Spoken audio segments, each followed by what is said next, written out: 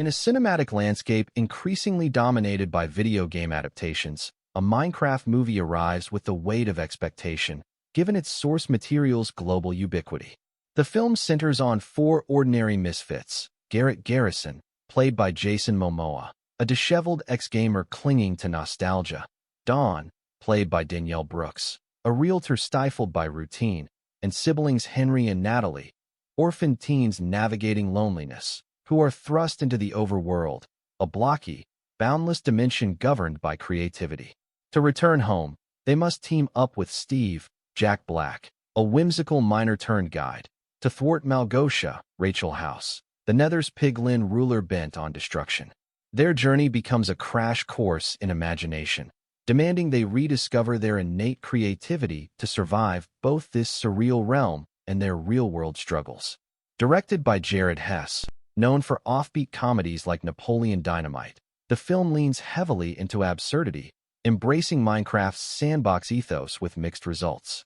From the outset, the real-world segments feel stilted, cramming cliched character setups into rushed scenes. Garrett's washed-up gamer persona and Dawn's corporate disillusionment are thinly sketched, while the siblings' orphan status is a narrative afterthought, lacking emotional resonance. Once the portal opens, however, the film shifts into a frenetic, visually inventive mode. The overworld's cubic landscapes burst with color, blending practical sets, crafted blocks, tools, and creatures, with CGI that oscillates between charmingly faithful and unsettlingly uncanny.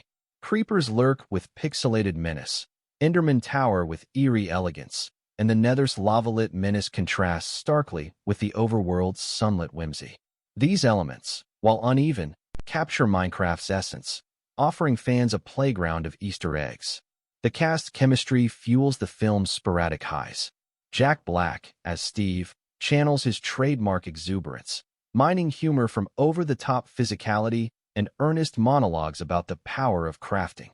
Jason Momoa, however, steals the show as Garrett, delivering a performance drenched in self-aware ridiculousness.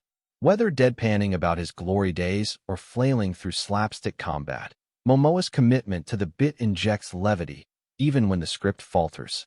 Danielle Brooks brings warmth to Dawn, her comedic timing sharp, though her arc, a rediscovery of childhood creativity, feels rushed. The younger actors, Hansen and Myers, struggle with underwritten roles, their characters serving more as plot devices than fully realized individuals. Where the film stumbles most is its narrative cohesion. The plot lurches between set pieces, a village siege here, a crafting montage there, with little connective tissue. Malgosia's vendetta against the overworld hints at deeper themes about creation versus destruction, but her motivations are glossed over, reducing her to a generic foe. Rachel House chews scenery with gusto, yet her character's potential as a tragic figure, once a creator herself, now consumed by envy, is squandered.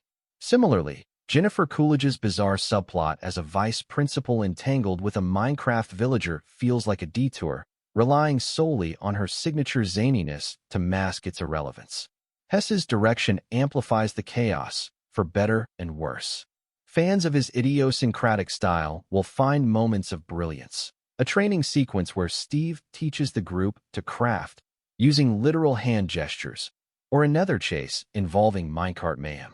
Yet the humor often misfires, leaning on tired gags, exploding chickens, clumsy falls, that elicit more cringes than laughs. The dialogue oscillates between heartfelt platitudes about imagination and groan-inducing one-liners, struggling to balance sincerity with satire.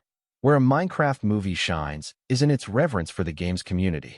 Nods to fan lore, from Creeper's hissing menace to the iconic Punch a Tree tutorial, feel like love letters to players. The most poignant moment, a crowned pig named in honor of Technoblade, the late YouTuber, transcends fan service, offering a touching tribute that underscores the film's awareness of its audience.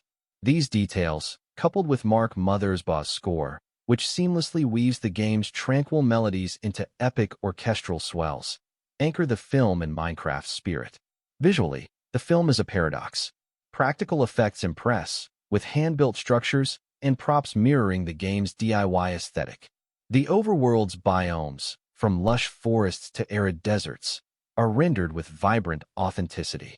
Yet CGI creatures like blocky sheep and zombies veer into the uncanny valley, their rigid movements clashing with the live-action environment. The exception? The Enderman, whose slender silhouette and haunting presence are flawlessly realized, embodying Minecraft's eerie allure.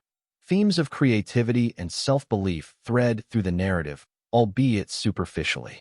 Steve's mantra, "Build your truth," resonates in theory, but the character's transformations feel unearned. Garrett's redemption from cynic to leader, Dawn's rekindled spark, and the siblings' newfound confidence are rushed in the final act, relying on montages rather than meaningful development.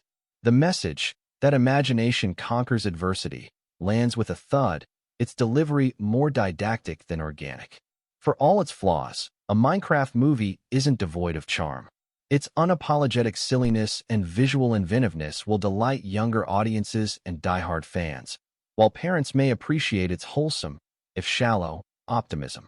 Yet as a cinematic experience, it struggles to level up. The lack of narrative depth, inconsistent humor, and undercooked characters make it a flawed tribute to a game that thrives on limitless possibility.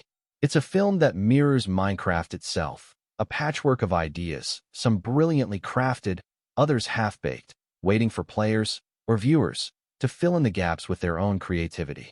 In the end, a Minecraft movie is less a cohesive story than a series of mods installed haphazardly.